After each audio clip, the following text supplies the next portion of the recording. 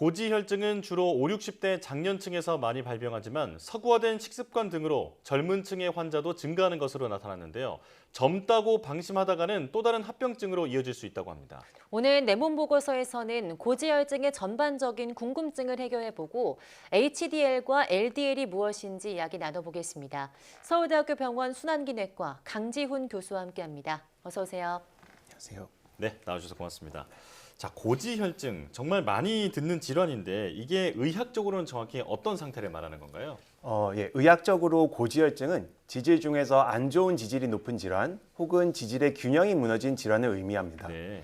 지질이란 지방과 조금 다른 개념으로 지방이 지질의 하위 개념이라고 보시면 되는데요. 지질 중에서는 안 좋은 지질인 중성지방과 저밀도 지단백이 있으며 이 양이 정상보다 높은 질환을 고지혈증이라고 합니다.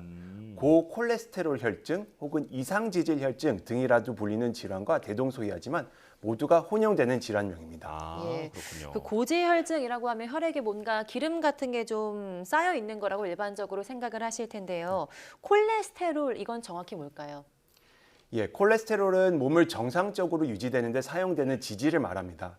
체내에서 정상적인 역할로 세포막의 구성 성분이고 호르몬 혹은 담즙의 재료로서 역할을 하긴 합니다. 하지만 이것이 체내에서 과도하게 쌓이면 혈관 내에 침착되면서 여러 가지 합병증이 시작됩니다. 그렇군요. 그렇다면 고지혈증을 일으키는 원인은 뭐가 있는지 설명해 주실까요?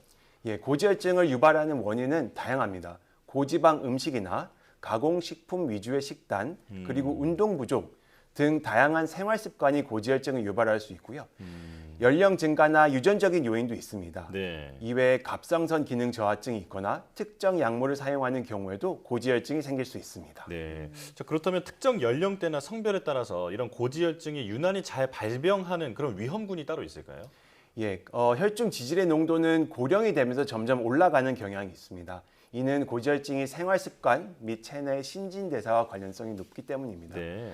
또한 성별과 연령에 따라서도 다르고요. 여성의 경우에는 폐경 전후의 차이가 큽니다. 그래서 30, 40대에는 남성이 높지만 50대 이후에는 여성이 높게 됩니다. 그런데 고지혈증은 어쨌든 병원에서 피를 뽑기 전에는 알아차릴 수 없다고 제가 알고 있는데요. 일상생활에서 좀 느낄 수 있는 의심 증상 같은 것들도 있을까요? 아쉽게도 이제 고지혈증은 증상은 없습니다.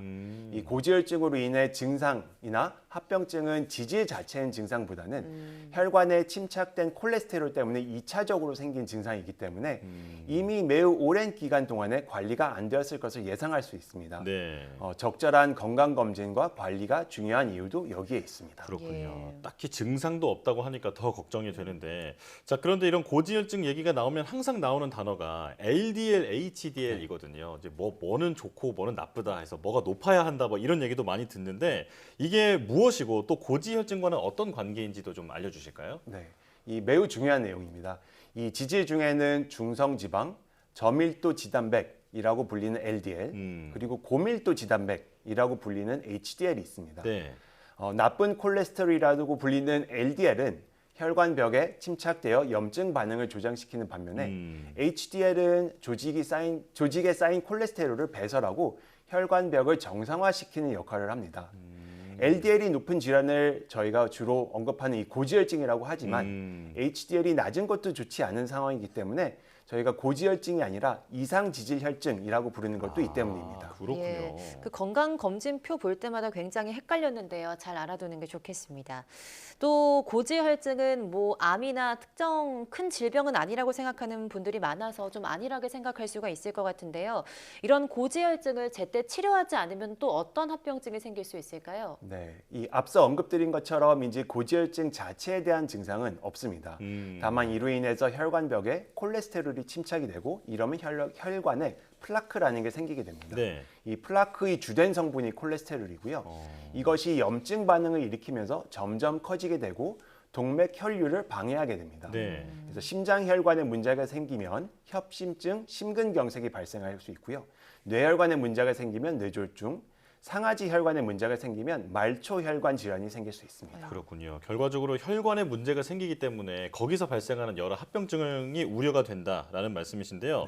자, 그런데 장년층에서 많이 발생하는 줄 알았던 이 고지혈증이 요즘엔 20, 30대에서도 많이 발병하고 있다고 들었습니다. 이거 왜 그런 건가요? 예, 우리나라가 이제 선진국이 되면서 여러 가지 좋지 않은 식생활 습관이 점점 팽배하게 되는 것 같습니다. 이에 따라서 젊은 층에서도 고지혈증도 많아지는 것 같습니다. 작년에 발표한 이상지질혈증 팩트시트에 의하면 30대 이하의 고지혈증 유병률이 30%까지도 높게 보고되기도 했습니다. 예.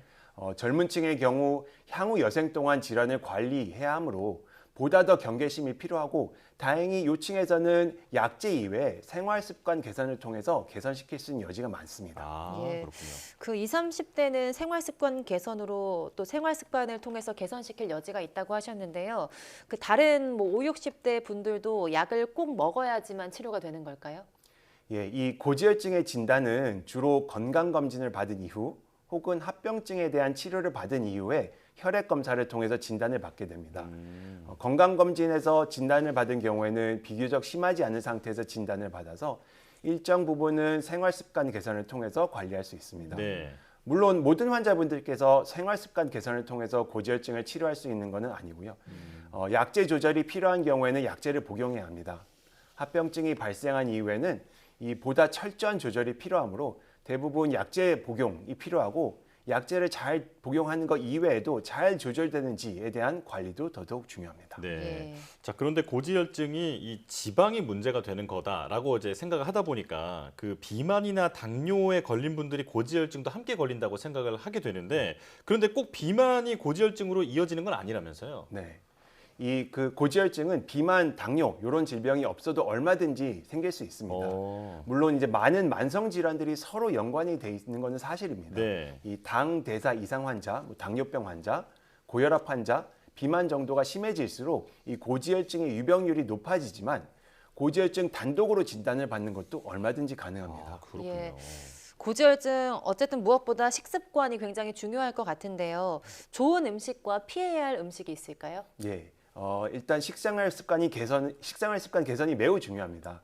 그래서 고지방, 가공 음식을 피해야 하는 것이 중요한데 좀 더 구체적으로는 가금류 껍질, 햄, 소시지와 같은 고지방 육가공품, 버터와 동물성 기름으로 만든 음식, 초콜릿 같은 음식은 주의하여 섭취하는 것이 좋습니다.